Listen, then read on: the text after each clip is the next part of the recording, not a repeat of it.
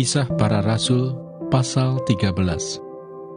Pada waktu itu dalam jemaat di Antiokhia ada beberapa nabi dan pengajar, yaitu Barnabas dan Simeon yang disebut Niger, dan Lukius orang Kirene, dan Menahem yang diasuh bersama dengan raja wilayah Herodes, dan Saulus. Pada suatu hari ketika mereka beribadah kepada Tuhan dan berpuasa, berkatalah Roh Kudus, "Khususkanlah Barnabas dan Saulus bagiku untuk tugas yang telah kutentukan bagi mereka." Maka berpuasa dan berdoalah mereka, dan setelah meletakkan tangan ke atas kedua orang itu, mereka membiarkan keduanya pergi. Saulus dan Barnabas di Pulau Siprus. Oleh karena disuruh Roh Kudus, Barnabas dan Saulus berangkat ke Seleukia, dan dari situ mereka berlayar ke Siprus. Setiba di Salamis, mereka memberitakan firman Allah di dalam rumah-rumah ibadat orang Yahudi, dan Yohanes menyertai mereka sebagai pembantu mereka. Mereka mengelilingi seluruh pulau itu sampai ke Pafos. Di situ mereka bertemu dengan seorang Yahudi bernama Bar-Yesus. Ia seorang tukang sihir dan nabi palsu. Ia adalah kawan gubernur pulau itu, Sergius Paulus, yang adalah orang cerdas. Gubernur itu memanggil Barnabas dan Saulus karena ia ingin mendengar firman Allah. Tetapi Elimas, demikianlah namanya dalam bahasa Yunani, tukang sihir itu, menghalang-halangi mereka dan berusaha membelokkan gubernur itu dari imannya. Tetapi Saulus, juga disebut Paulus, yang penuh dengan Roh Kudus, menatap dia dan berkata, "Hai anak iblis, engkau penuh dengan rupa-rupa tipu muslihat dan kejahatan. Engkau musuh segala kebenaran. Tidakkah engkau akan berhenti membelokkan jalan Tuhan yang lurus itu? Sekarang, lihatlah, tangan Tuhan datang menimpa engkau, dan engkau menjadi buta. Beberapa hari lamanya engkau tidak dapat melihat matahari."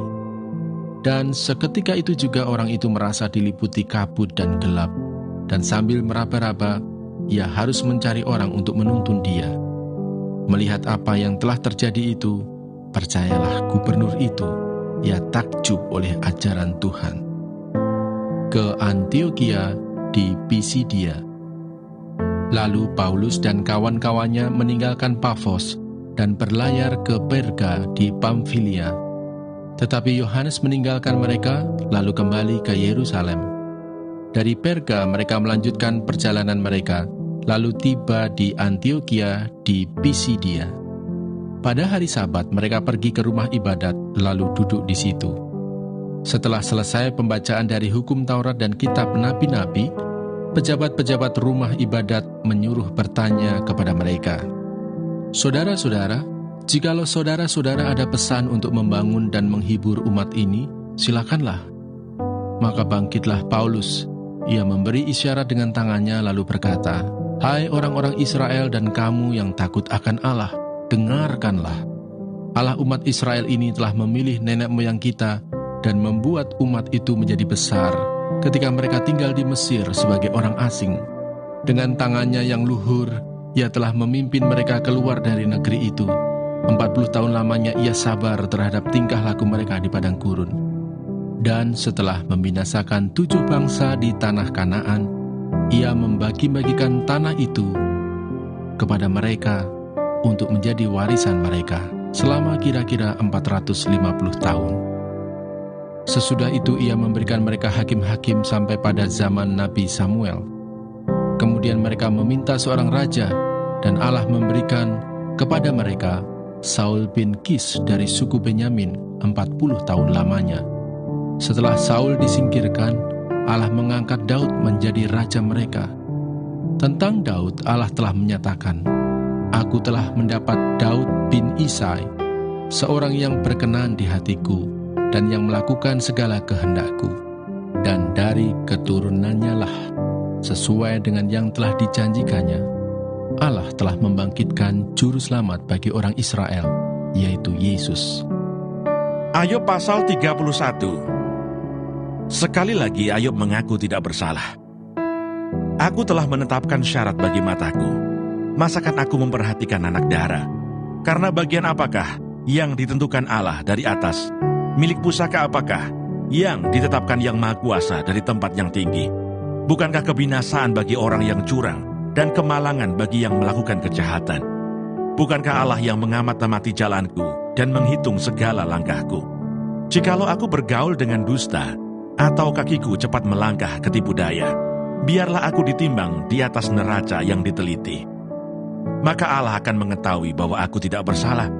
Jikalau langkahku menyimpang dari jalan, dan hatiku menuruti pandangan mataku, dan noda melekat pada tanganku, maka biarlah apa yang kutabur dimakan orang lain, dan biarlah tercabut apa yang tumbuh bagiku.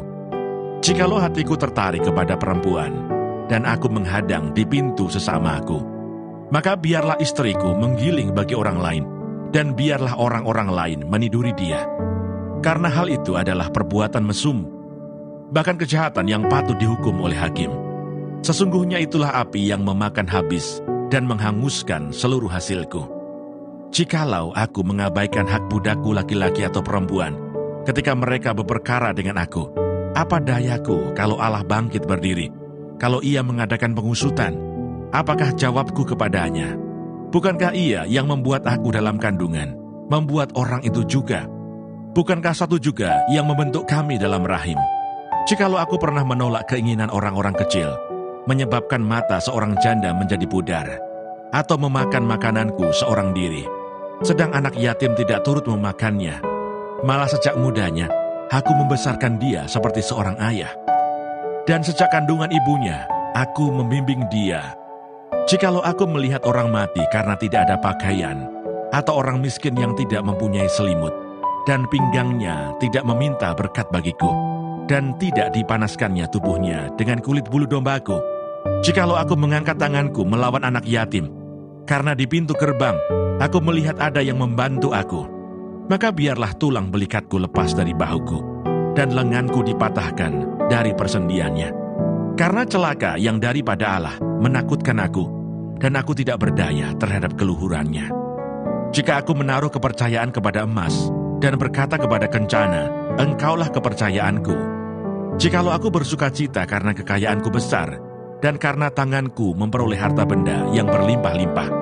Jikalau aku pernah memandang matahari ketika ia bersinar, dan bulan yang beredar dengan indahnya, sehingga diam-diam hatiku terpikat, dan menyampaikan kecupan tangan kepadanya, maka hal itu juga menjadi kejahatan yang patut dihukum oleh hakim, karena Allah yang di atas telah kuingkari. Apakah aku bersuka cita karena kecelakaan pembenciku, dan bersorak-sorai bila ia ditimpa malapetaka? Aku takkan membiarkan mulutku berbuat dosa, menuntut nyawanya dengan mengucapkan sumpah serapah. Jikalau orang-orang di kemahku mengatakan, siapa yang tidak kenyang dengan lauknya, malah orang asing pun tidak pernah bermalam di luar, pintuku kubuka bagi musafir. Jikalau aku menutupi pelanggaranku seperti manusia, dengan menyembunyikan kesalahanku dalam hatiku, karena aku takuti khalayak rame dan penghinaan kaum keluarga mengagetkan aku, sehingga aku berdiam diri dan tidak keluar dari pintu. Sekiranya ada yang mendengarkan aku. Inilah tanda tanganku, hendaklah Yang Maha Kuasa menjawab aku. Sekiranya ada surat tuduhan yang ditulis lawanku, sungguh surat itu akan kupikul dan akan kupakai bagaikan mahkota. Setiap langkahku akan kuberitahukan kepadanya. Selaku pemuka, aku akan menghadap dia. Jikalau ladangku berteriak karena aku, dan alur bajaknya menangis bersama-sama, jikalau aku memakan habis hasilnya dengan tidak membayar dan menyusahkan pemilik-pemiliknya, maka biarlah bukan gandum yang tumbuh, tetapi onak, dan bukan jelai tetapi lalang. Sekianlah kata-kata Ayub.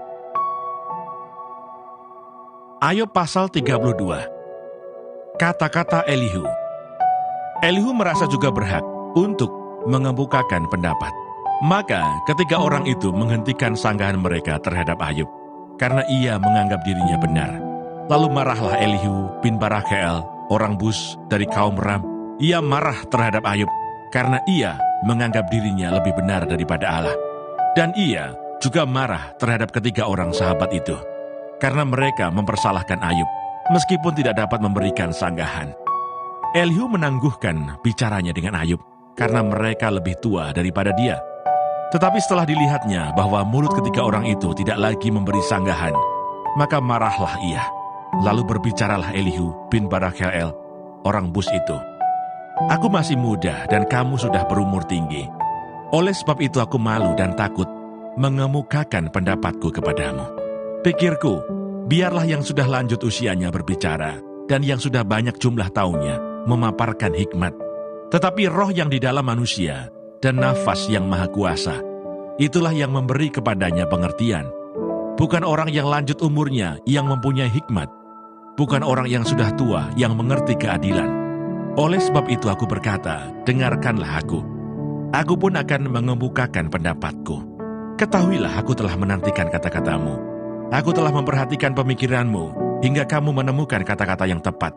Kepadamulah kupusatkan perhatianku. Tetapi sesungguhnya, tiada seorang pun yang mengecam Ayub. Tiada seorang pun di antara kamu menyanggah perkataannya. Jangan berkata sekarang, kami sudah mendapatkan hikmat. Hanya Allah yang dapat mengalahkan dia, bukan manusia. Perkataannya tidak tertuju kepadaku, dan aku tidak akan menjawabnya dengan perkataanmu. Mereka bingung, mereka tidak dapat memberi sanggahan lagi, mereka tidak dapat berbicara lagi. Haruskah aku menunggu karena mereka putus bicara? Karena mereka berdiri di sana dan tidak memberi sanggahan lagi. Aku pun hendak memberi sanggahan pada giliranku. Aku pun akan mengemukakan pendapatku, karena aku tumpat dengan kata-kata. Semangat yang ada dalam diriku mendesak aku. Sesungguhnya batinku seperti anggur yang tidak mendapat jalan hawa. Seperti kirbat baru yang akan meletup. Aku harus berbicara supaya mereka lega. Aku harus membuka mulutku dan memberi sanggahan. Aku tidak akan memihak kepada siapapun dan tidak akan menyanjung-nyanjung siapapun. Karena aku tidak tahu menyanjung-nyanjung. Jika demikian, maka segera pembuatku akan mencabut nyawaku. Demikianlah pembacaan firman Tuhan hari ini. Tuhan Yesus memberkati.